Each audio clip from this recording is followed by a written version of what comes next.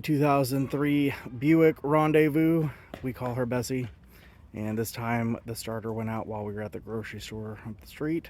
Thankfully there was an Autozone right across the street, which is also where we bought this particular starter that's under warranty. So thought I'd make a video because there are terrible videos essentially from everybody else discussing this particular GM 3400 model of engine, and subsequently not a lot of information. So getting started, I disconnected the battery. Do it here in a minute, but I just wanted to kind of show you where the starter is. So here's your oil pan.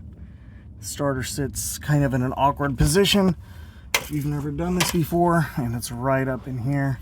Try to shine the light so you can get a better idea of what we're talking about.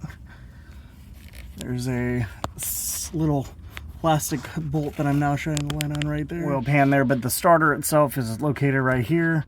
You'll see that right here on my left hand side of the screen is a bracket which you'll need to remove using a, I believe, 13 or 15, and then you'll see the two wires right up in there that you'll want to take off before, of course, removing the starter, and kind of give them a quick wipe down, which I'll do here momentarily.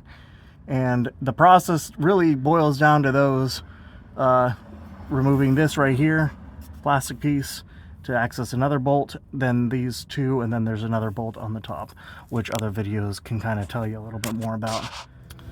Okay, so you can see that I have removed the first bolt, which was the one that was more towards the front of the vehicle, and then I left this bolt so this thing didn't fly down on my head. And then of course I took out the two wire connectors right here, and you can see there's one that is, I believe, a number 8, and the other one which was a 11. So an 11, so 15 over here, 8 and 11 is what you'll need.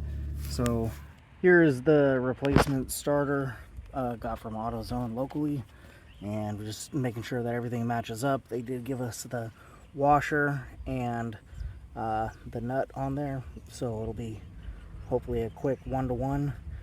Just to throw it out there, this is a number 15, this is a number 15, this is a number 10, and then you'll probably want to keep the 13 out, and that will be for the bolt, or the nut right here, and the 10, of course, to put those back. And then I kept an 8 out, and that'll be for the small nut right there, just so you have a reference as to what's going on. And here is the part that I got from AutoZone. Everything seemed to go pretty quickly, which was nice. Looks like once I get back under there, I'll know how, a little bit more as to how long it actually takes me. But you can kind of tell that start to finish so far, I'm anticipating about a half hour, 45 minutes, and that's including putting up the car on jacks, as you can see.